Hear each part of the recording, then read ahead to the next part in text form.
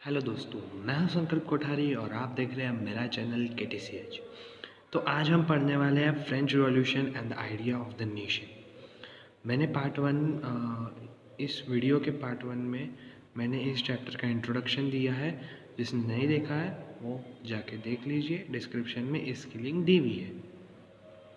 तो चलिए अब पढ़ते हैं फ्रेंच रिवॉल्यूशन और आइडिया ऑफ नेशन के बारे में। तो फ्रेंच रिवॉल्यूशन के बारे में तो हमने पिछले साल भी पढ़ा है, तो इसको ज़्यादा डीप में पढ़ने की ज़रूरत नहीं है। तो पहला है इसमें the first clear expression of the nationalism came with the French revolution in 1789। जो एक्सप्रेशन था नेशनलिज्म का वो कब आया? 1789 में, फ्रेंच रिवॉल्यूशन के समय। France, as you would remember, was a full-fledged territorial state। France क्या था? हमें जैसे याद होना चाहिए कि फ्रांस एक full-fledged territorial state था। In 1789, under the ruler of an absolute monarch। 1789 में वो एक absolute monarch के अंडर में था। The political and the constitution changes that came with the wake of the French Revolution led to the transfer of sovereignty। 1789 में यहाँ पे एक फ्रांस में फ्रेंच रिवॉल्यूशन हुआ था और उन्होंने मोनार्ची वगैरह सब हटा दी थी। और जो ट्रांसफ़र था सोवेजनिटी का मतलब है अ किंग और queen who is superior ruler. तो वो monarchy to a body of French citizen. तो सोवेजनिटी जो मोनार्ची में थी वो एक बॉडी ऑफ फ्रेंच सिटीज़न में ट्रांसफ़र की गई। The revolution proclaimed that it was the people who would henceforth constitute the nation and shape its destiny. From the very beginning, starting से the French revolutionaries introduced the various measures। उन्होंने various measures and practices that would create a sense of collective identity। उन्होंने introduce किए बहुत सारे measures और practices जो एक sense of collective identity लाए पीपल में। उन्होंने क्या इंट्रोड्यूस किया? द आइडियाज़ ऑफ ला पैट्री, मतलब द फादरलैंड। जैसे हम हमारे इंडिया को मदरलैंड बोलते हैं, उन्होंने अपने लैंड को फादरलैंड माना। एंड द ली सिटीजन, मतलब the citizen. Emphasise the notions of the united community, एक एम्फसाइज किया था notions of united community. Enjoying the equal rights, ये क्या कर रहे थे? इक्वल राइट्स एन्जॉय कर रहे थे अंडर कॉन्स्टिट्यूशन के अंडर में। और न्यू फ्रेंच फ्लैग, एक new French flag, the tricolour was chosen to replace the formal royal standard. एक ट्राई कलर को चूज़ किया गया किसके लिए? To replace the formal royal standard. The state general was elected by the body of the active citizen. जो state general थे उसको elect किया था बॉडी ऑफ एक्टिव सिटीजन ने और उसको रीनेम दिया था national assembly. New hams compose हुआ और न्यू हैम्स का मीनिंग है रिलीजियस सॉन्ग्स और प्रेज। मतलब जैसे हमारे इंडिया का नेशनल एंथम है वैसे ही वहाँ पे न्यू हैम्स कंपोज हुई, ओथ्स ली गई, मैट्रेस कॉमेंट्रेटेड, मतलब कि फॉर दिस रीज़न, और सब कुछ नेशन के नाम पे। अ सेंट्रलाइज्ड एडमिनिस्ट्रेटिव सिस्टम, एक सेंट्रलाइज्ड एडमिनिस्ट्रेटिव सिस्टम क्रिएट किया गया। Was put in place and formulated the uniform laws बनाए सिटीजन्स के लिए और टेरिटरीज के लिए। Internal custom duties and dues were abolish, जो इंटरनल कस्टम ड्यूटीज़ थे, ड्यूज थे, उसको अबॉलिश किया। And the uniform system of the weights and measure was adopted, और जो यूनिफॉर्म सिस्टम थे वेट्स एंड मेजर के उसको अडॉप्ट किया गया। Regional dialects were discourage, regional dialects को डिस्करेज किया। और जो फ्रेंच था and French as it was spoken and written in Paris became the common language of the nation. जो पहले मतलब पेरिस में लिखा जाता था तो फ्रेंच को एक कॉमन लैंग्वेज बना दी गई वहाँ पे। The revolution further declared that it was the mission and the destiny of the French nation.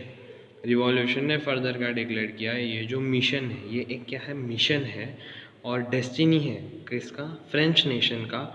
किसके लिए? टू लिबरेट द, उनको क्या करना था? पीपल ऑफ यूरोप को लिबरेट करना था फ्रॉम द डेस्पोटिज्म से। और दूसरे वर्ड में हम बोल सकते हैं कि इनको पीपल को हेल्प करना था नेशन बनाने के लिए। When the news of the event in France reached the different cities, जब ये न्यूज़ डिफरेंट सिटीज़ में रीच हुई यूरोप की, तो जो स्टूडेंट्स थे, मेंबर्स थे, अदर मेंबर्स थे, एजुकेटेड मतलब जो पढ़े लिखे मिडिल क्लास के जो मेंबर्स थे, उन्होंने जैकोबिन क्लब बनाना चालू किया। देखिए बच्चों, जैकोबिन क्लब के बारे में हमने पिछले साल भी पढ़ा था। Their activities and campaign prepared the way for the French armies. जो एक्टिविटीज़ है, कैंपेन्स है, prepared the way for the French आर्मीज। French armies के लिए प्रिपेयर की गई। जो फ्रेंच आर्मी थी वो उन्होंने मूव करना स्टार्ट किया। वो सबसे पहले होलैंड गए, फिर बेल्जियम, स्विट्ज़रलैंड और बहुत सारे इटली में भी, इटली के पार्ट में भी गए 1790s में।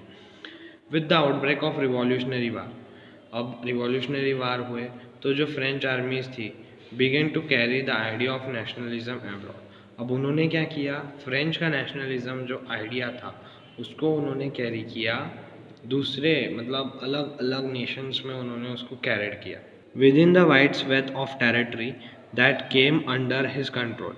और बहुत सारी टेरिटरी फ्रेंच के अंडर कंट्रोल में आ गई थी। फिर Napoleon set about the introducing many of the reforms. अब क्या हुआ भाई, अब नेपोलियन की एंट्री हो गई, उसने मैनी रिफॉर्म्स इंट्रोड्यूस किए that he had already introduced in France. जो उसने पहले से ही फ्रांस में इंट्रोड्यूस कर दिए थे उसने वो दूसरे नेशन में इंट्रोड्यूस करना चालू किया। और through a return to a monarchy, फिर से मोनार्ची आ गई। Napoleon had no doubt destroyed democracy in France. कोई डाउट नहीं है कि डेमोक्रेसी डिस्ट्रॉयड हो गई फ्रांस में, लेकिन administrative field he had corporated the revolutionary principle in order to make the whole system more rational and efficient. इसने democracy तो डिस्ट्रॉय की, लेकिन जो एडमिनिस्ट्रेटिव फील्ड थी उसमें इसने इनकॉर्पोरेटेड रिवॉल्यूशनरी प्रिंसिपल किए। किसके लिए, होल सिस्टम को और रैशनल और एफिशिएंट बनाने के लिए। इसने एक सिविल कोड इंट्रोड्यूस किया 1804 का, जिसे बोलते थे नेपोलियनिक कोड। ये नेपोलियनिक कोड ने क्या किया, सारे प्रिविलेज जो बर्थ के ऊपर बेस्ड थे उसको सारे प्रिविलेज जो इसको उसने डिस्ट्रॉय कर दिया। उसने क्या किया, एक establish the equality before law, equality before law को एस्टैब्लिश किया। और क्या किया, राइट टू द प्रॉपर्टी उसने मतलब जो राइट टू द प्रॉपर्टी उसको सिक्योर किया। और जो ये कोर्ट था एक्सपोर्टेड टू द रीजन, जो फ्रेंच कंट्रोल के अंदर में जो स्टेट थे वहाँ पे इसको एक्सपोर्ट किया गया। तो जो डच रिपब्लिक थे, स्विट्ज़रलैंड, इटली एंड जर्मनी, यहाँ पे सब एक्सपोर्ट हुए। यहाँ पे इसने नेपोलियन ने क्या किया, एडमिनिस्ट्रेटिव डिवीज़न को सिंप्लीफाई कर दिया, बहुत सिंपल बना दिया। और क्या किया, अबॉलिश फ्यूडल सिस्टम जो था उसको अबॉलिश कर दिया, पीजेंट्स को फ्री कर दिया सर्वडम ऑन मैनोरियल ड्यूज से। In towns too guild restriction were remove, towns में भी गिल्ड रेस्ट्रिक्शन जो रेस्ट्रिक्शंस लगे थे उसको रिमूव कर दिया। ट्रांसपोर्ट और कम्युनिकेशन सिस्टम को भाई इम्प्रूव कर दिया। तो जो अब तो लोग खुशी होंगे ना, ये सब रिमूव हो गया। भले उसने डेमोक्रेसी डिस्ट्रॉय की थी, लेकिन उसने ये सब चीज़ें भी इम्प्रूव की थी। Peasants, artisans, workers and new businessman enjoyed a new form freedom. इन्होंने बहुत एंजॉय किया इसे। बिजनेसमैन थे जो स्मॉल स्केल प्रोड्यूसर थे गुड्स के, particular began to release that the uniform law, standardized weights and measure and common national currency would facilitate the movement and exchange of goods and capital from one region to another. अब ये सब remove हो गया तो इन्हें लगा कि एक स्टैंडर्डाइज वेट आ गया, मेजर्स आ गए, कॉमन करेंसी हो गई, नेशनल करेंसी हो गई। तो जो मूवमेंट था वो तो इंक्रीज ही होगा ना, जो एक्सचेंज ऑफ गुड्स का जो मूवमेंट है, कैपिटल है फ्रॉम रीजन टू अनदर, ये तो इंक्रीज ही होने वाला था। However in the areas conquered the reaction of the local population to the French people were mixed. अब ये मिक्सड हो गया इनिशियली इन मैनी प्लेसेस, बहुत सारे प्लेसेस में, जैसे होलैंड है, स्विट्ज़रलैंड है, और बहुत सारे सिटीज़ है जैसे ब्रुसेल, मेंस, मिलान। जो फ्रेंच आर्मी थी उनको वेलकम किया गया। हार्बिंगर्स ऑफ लिबर्टी, हार्बिंगर का मतलब है sign, as a sign of liberty उनको वेलकम किया गया। लेकिन initial the enthusiasm soon turn to hostility, जो एंथुसियाज्म है वो हॉस्टालिटी की तरफ टर्न हो गया। अभी उन्हें क्लियर होगा कि जो न्यू एडमिनिस्ट्रेटिव अरेंजमेंट है वो हैंड टू हैंड में तो जा नहीं रहे, पॉलिटिकल फ्रीडम के साथ तो जा नहीं रहे हैं वो। तो क्या हुआ इसमें, ये सब तो हुआ, सब कुछ हुआ, उसने सब कुछ रिमूव किया, लेकिन उसके साथ साथ टैक्सेशन इंक्रीज हो गए, सेंसरशिप लगा दी। सेंसरशिप का मतलब कि कुछ भी प्रिंट करना है तो उससे पूछना पड़ेगा पहले। Force conscription into French armies, लोगों को फोर्स करने लगा फ्रेंच आर्मीज़ के लिए।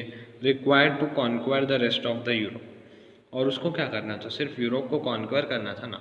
All seem to the outweigh the advantages of the administrative changes, ये सब एडवांटेजेस देख रहे थे एडमिनिस्ट्रेटिव चेंजेस के। तो दोस्तों ये हमारा पार्ट 2 ख़त्म हो चुका है। चैनल आपको वीडियो अच्छा लगा है तो लाइक करें, सब्सक्राइब करें और शेयर करना ना भूलें।